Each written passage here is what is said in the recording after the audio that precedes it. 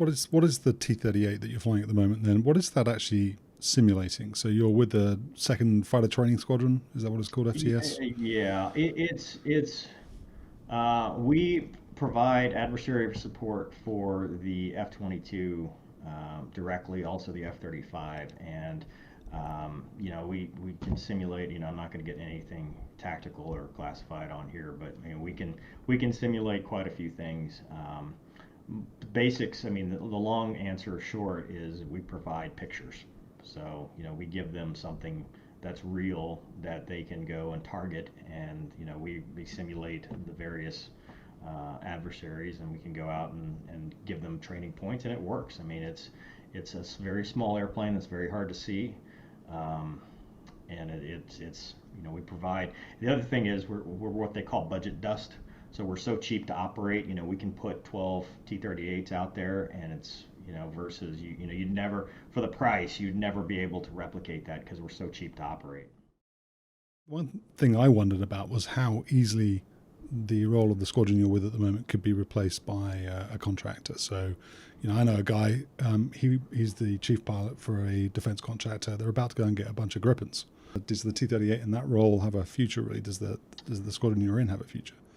We're tied to the F-22, so wherever the F-22 goes, the T-38s are going to follow. It's a military structure with contract maintenance that's very good. It's a very reliable airplane. Um, the it's one thing to have a contract and the contractor says nope, it's not in the contract, we can't do that, versus a military chain of command where you can go poke your finger in his chest and go no, you're gonna do that. Obviously within limits of safety of flight. I'm not talking, but I'm saying as far as hey, we want to fly Saturday. Well, it's not in the contract to fly Saturday, but the active duty can absolutely support a whatever 8 turn 8 or whatever. So but as far as the T-38, the cost is already there. Do I think contract red air is going to have a big influence? Absolutely. I mean, they've got a what $6 billion contract or something like that, $6 or $7 billion. I mean, it that's the way things are going, and they have the ability to do a lot of things that we can't. But at the end of the day, I think it's something that's probably augment. It's something that we can do together. Just like when I was at 204, contract red air is not new. ATAC, Draken, they would all augment what we were doing. So we had the F5s, which F5s are kind of like T-38s. They're very cheap to operate. They provide a good service, although F5s are a lot more capable than a T-38. But we would go out and have the Kafirs and an F-18 and the F5 in a package. So it's not just one type, because you got to think too. Once you hit that merge, if we're simulating that, or for doing that, it's nice to be able to see different types of aircraft and not be just one type of aircraft that you're trying to VID, and maybe sometimes they're friendlies, maybe sometimes they're strikers, so there's a lot of capability there, but it always comes down to money, and I think the T-38 is probably cheaper than anything, anybody can do at this point. So what is the future for you then? You've obviously the T-38s are not flying at the moment at Tyndall. The base got destroyed by the hurricane. Um, is there an opportunity for you to go to the F-22? Is that something you'd like to do? Is it possible? It's not possible. I've got, what is this, 2019, so I think I've got 7 years left to hit 20, and I can go, another 8 years if I make '05. Um, I don't know. Honestly, have no idea. The T-38s, I don't know that they're going to go away. I don't know what's going to happen. The future's just uncertain. I'm not, I'm very much hoping that they figure out a plan to maintain our presence where we're at, and we just, continue doing that. Because it's the best deal. I mean, it's the best flying deal in the military right now. I mean, it's for a reservist. It doesn't get much better than that. I absolutely, if the opportunity presented itself, I would go to a gray jet and go do that. But the problem with that at my level of my career is the older you get, the harder sell it becomes. The units want guys that have, maybe are just getting off active duty, that have got 10 years or 8 years, or whatever. They don't want um, guys that have been out of gray jets for as long as I have. I haven't flown the Hornet since 2016. So it's been 4 years since I've flown anything with a radar, and I think that makes it a very hard sell. But if the opportunity presents itself, I absolutely would do it. It's just something I potentially contract red air. Potentially doing something like you're talking about might be the only answer. Doing a non-flying reserve job and then scratching the burner itch with some kind of contract red air or something like that on the side. But I honestly don't know. I'm told the guys at Nellis are looking. Yeah, I, So I've heard, and they're actually going to go down to Eglin too. I mean, they're going to bring jets at some point, and as that contract gets filled, I think uh, you'll see more openings, and you'll see more. I think there's actually a company that's got an F-16, Top Aces. They've got F-16s, but they're like Jordanian Block 15s or something. They're not okay. Block 30s or anything. But yeah, a lot of good opportunities. I honestly can't say. I don't know. Where does your writing and your your social media presence? Because you're building a brand here on YouTube. Your growth seems I don't know really anything about what's good or bad, but it seems to me to be pretty phenomenal. In terms of subscriber count and engagement, you're upsetting lots of flat earthers and Top Gun 2 fans, and They're uh, idiots. so Yeah. so so Well, how does that fit in? the Top Gun 2 fans, I'm a fan of Top Gun 2.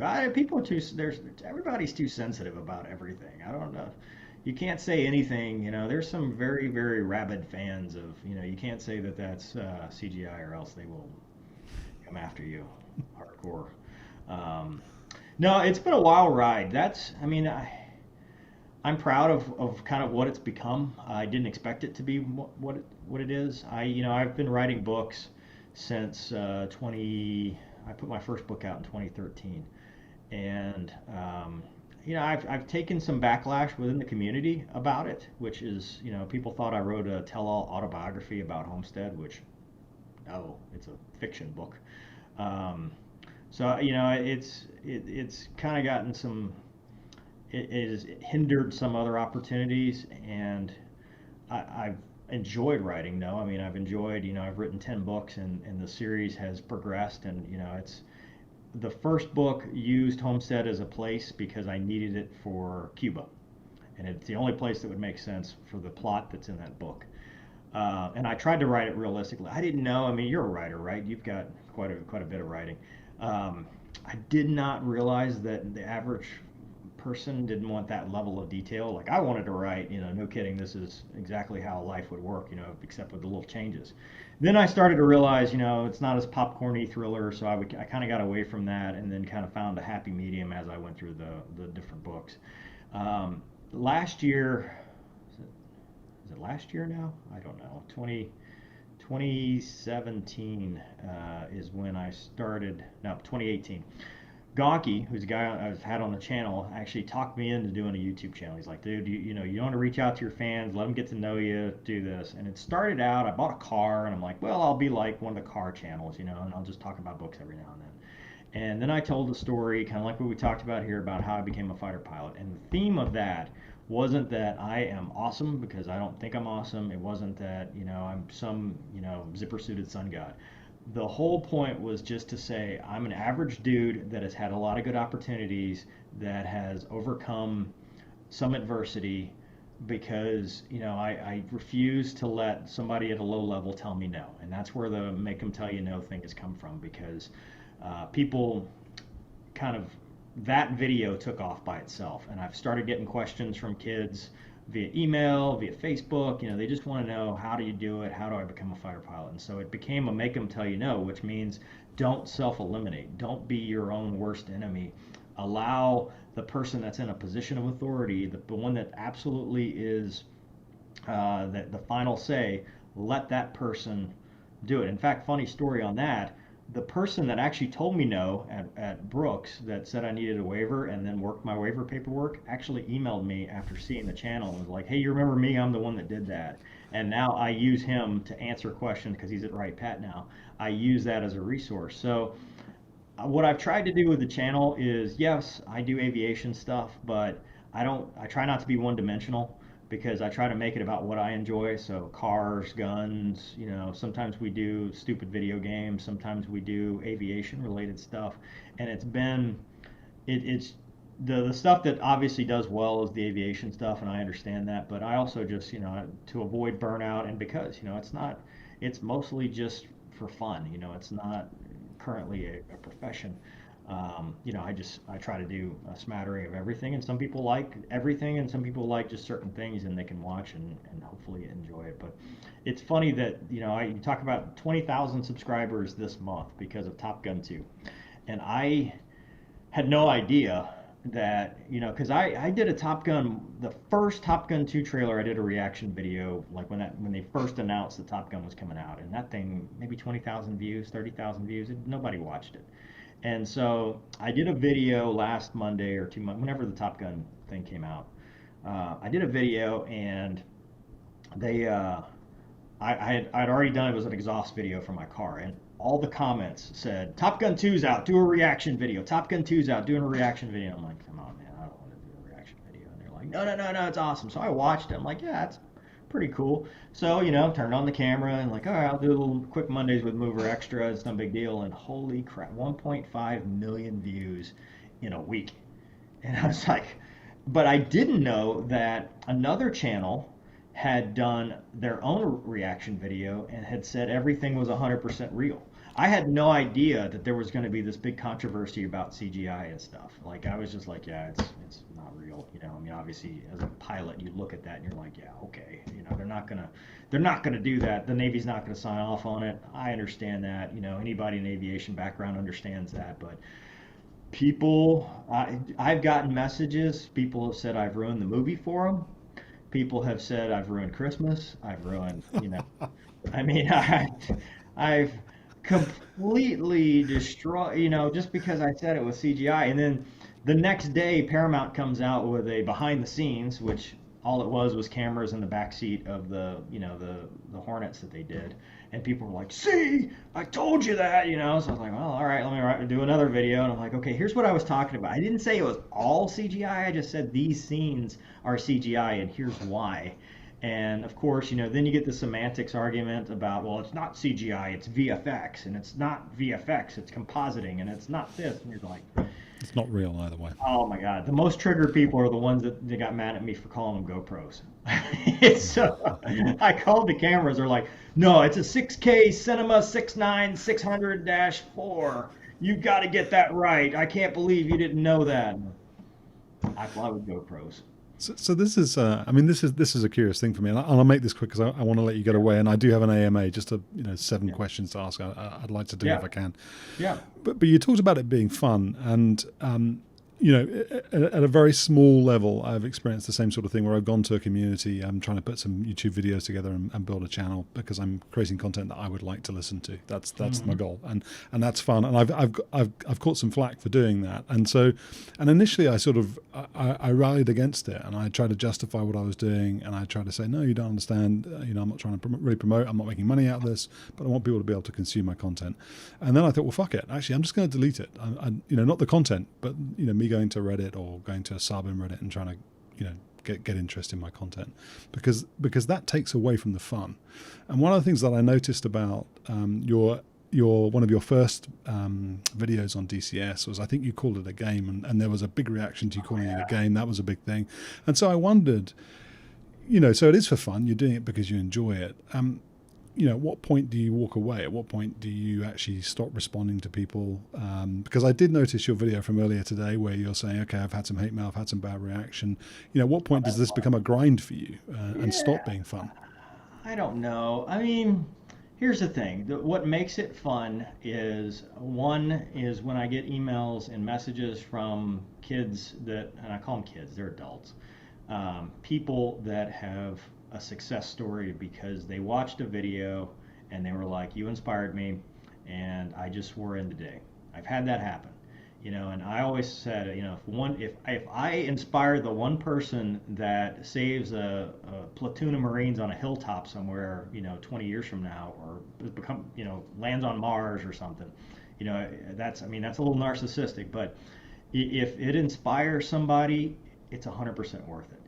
On the other stuff, like the hate mail, I actually enjoy reacting to stuff like that. To me, it's funny. People think that I guess it's because I've got that fighter. It's that kind of a fighter pilot thing where you kind of deadpan stuff, and you've got fear, sarcasm, and ridicule. People don't understand that in the public, so they think I'm really pissed off and really reacting and stuff, and I'm laughing. Like the girl that was mad at me because I ruined Tom Cruise, and she's like, "Love, not really," and she was just rolling in on me. I mean, you're sometimes it is frustrating, and I do get kind of caught in the rabbit hole of trying to answer too many questions and trying to defend stuff. But there have been many opportunities. I've had, like AWE Tuning, who is the exhaust manufacturer, for the Zero One. They reached out to me. They made that video possible. I just finished. Monday is going to be a factory tour with Vans Aircraft. Got to sit in their RV10, and I'm hoping to do some content with them next year. I got the opportunity to go fly with the sheriff's office in Hancock or Harrison County, and so the opportunities have been there. To me, probably what would make me hang it up is if it got to the point where nobody's watching the videos, nobody's getting anything out of it, and I don't have anything else left to say. If it gets to the point where my friends, because every video I do, I always have like a posse that I send to, and I'm like, dude, make sure I don't violate rule number one. And rule number one on the channel is don't be a douche. It's the rule. It's the only rule in my Facebook group. Don't be a douche. As long as I continue to not violate that, that's fine. I think the hate mail's funny. So I've got a bunch of questions in which aren't hate mail, and I'll quickly rattle through them if I can. Yeah. So Daniel NL. So these are mostly from the DCS forums. So Daniel NL asks, will you do a DCS F-16 Viper Part 3 video soon? And if not, why not? There is no. So it was only ever intended to be a two-part video, and partly, and I actually answered this in a comment because somebody asked. I'm still flying. I still have a security clearance. I'm still active, and I have had some very weird emails from people that have been reportable that I've had to actually, go to the OSI and go, hey, look, this is what's happening. I'm not going to do anything tactical that involves weapon systems, that involves anything that the enemy can use against current fighter pilots. I mean, that is why it kind of stops at takeoff and landing and SFOs and refueling and stuff like that. I just, we've done some BFM stuff, guns only, and that's about as far as I'm comfortable doing. Sounds pretty reasonable. He also asks, can you announce when you play online? So if you go on a player versus player server like Blue Flag, so that other people will come along and fly with you? I could, but I don't. I don't play other than the videos I've done. I just I play racing games. I've been playing NASCAR Heat. I don't because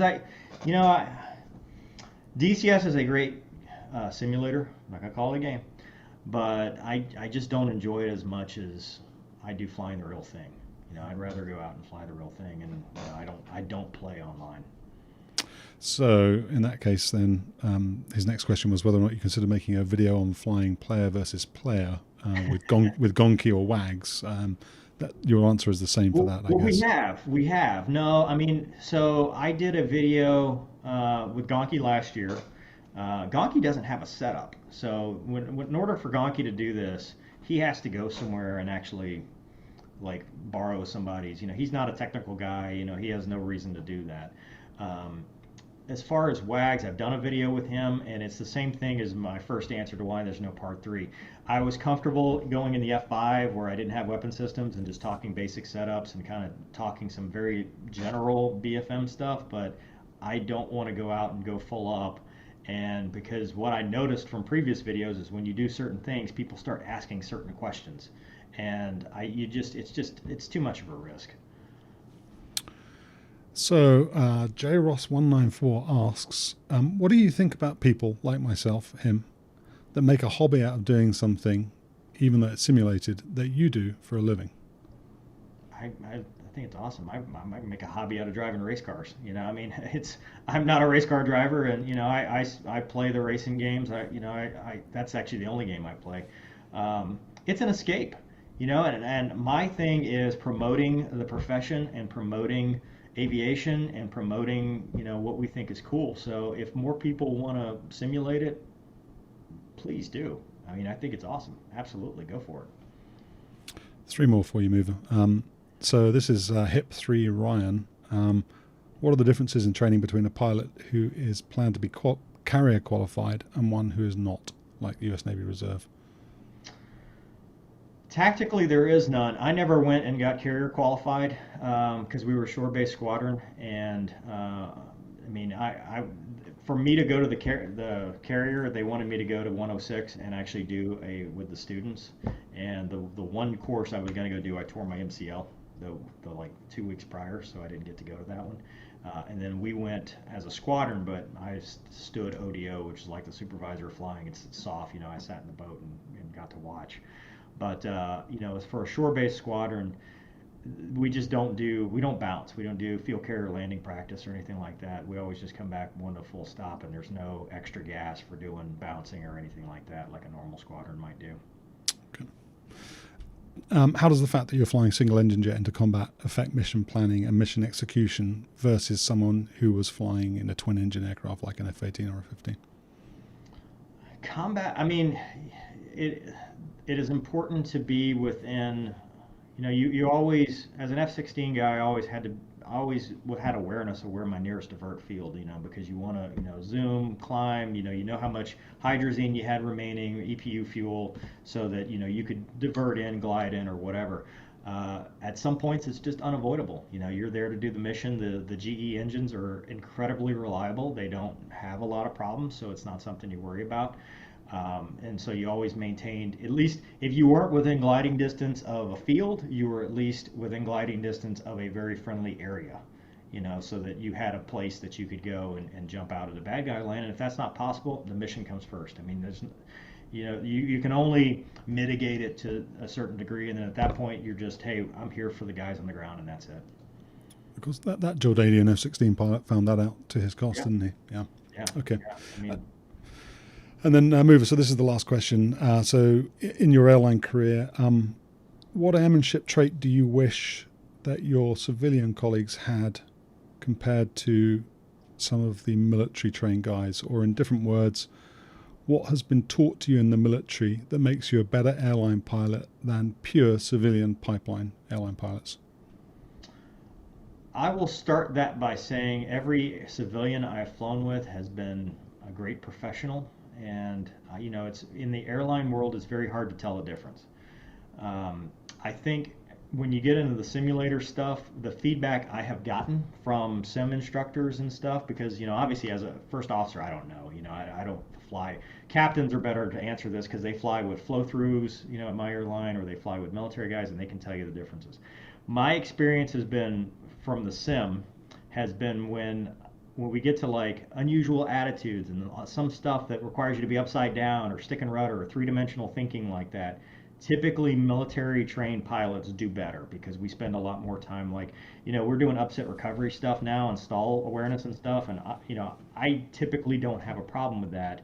And you know, I have had the check airmen and stuff be like, wow, that's the least amount of altitude, you know, we've seen in a while. You know, most guys struggle with that, and that's because it's just something we practice so much, and you kind of get the spatial awareness. Versus the civilian trained, the 121 types don't get, it's not mandated, so they don't get necessarily a lot of aerobatic training. They don't get a lot of upside down training, and I think that single part, you know, would help across the board. Because, you know, when you get it yourself upside down, or, you know, you need to think outside, you know, how do I get back, roll to the nearest horizon? Like, the way they teach it is so rudimentary, and you're like, okay, yep, that works, but you're not really understanding what's going on because you haven't done it that much.